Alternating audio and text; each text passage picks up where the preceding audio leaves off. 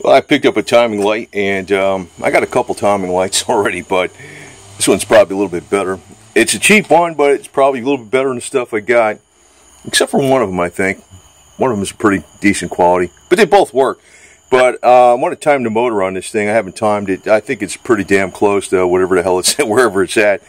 But I did put on here instructions like don't hook up while engine is running or ignition is on. Put it on that and this. You don't want to, I think some of the other lights I had didn't matter. You know, this one says you don't hook it up while the ignition's on. You have to hooked up first.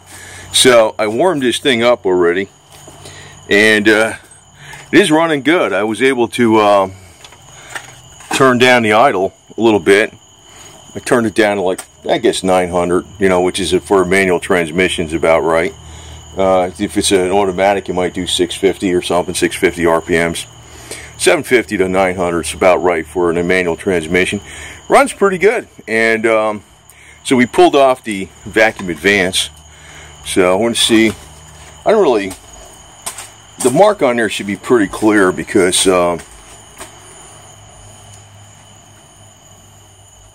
damn, where the hell is that damn thing? Boy, oh boy. I should look and see where it is.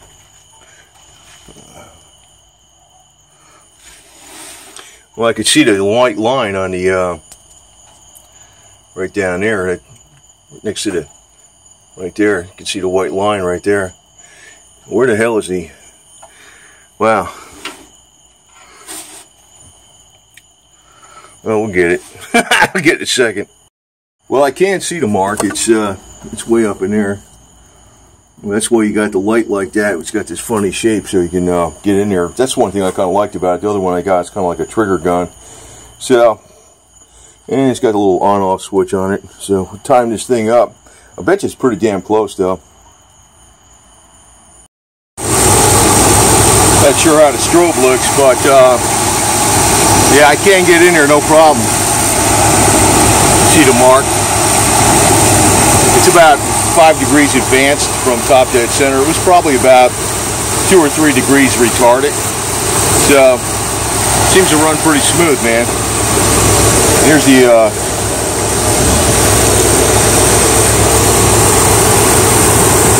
on-off switch right here. See?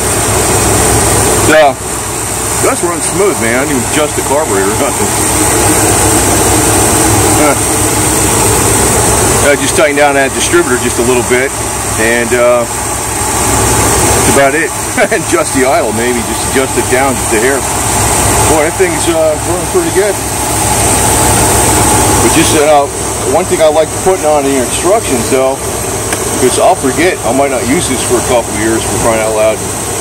Don't hook up while engine's running, you know, because that's what I used to do. So, but yeah, this thing's all ready now. I just looked underneath it, didn't see any leaks or nothing. I got a gallon of antifreeze I can put in there.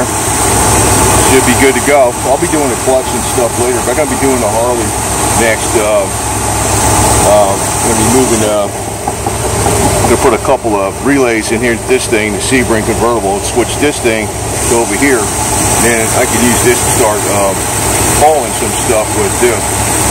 It's quiet. I don't hear no noise out of this damn thing.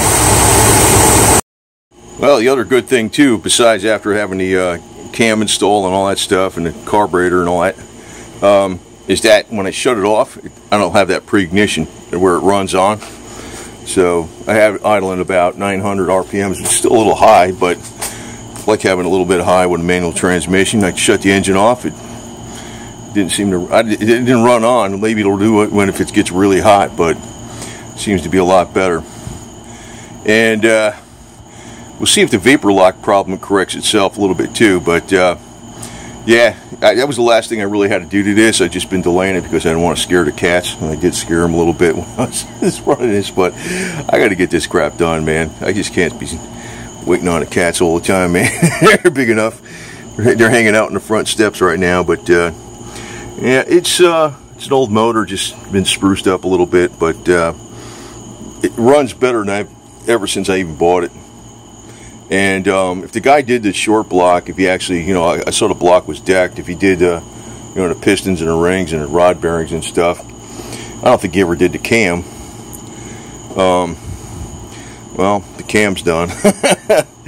So, you know, he probably just did the short block or whatever the hell it was. But I maintain the crap out of this thing. It does seem to run pretty good. And it doesn't use up much oil or nothing. So, might last 20 years, who knows.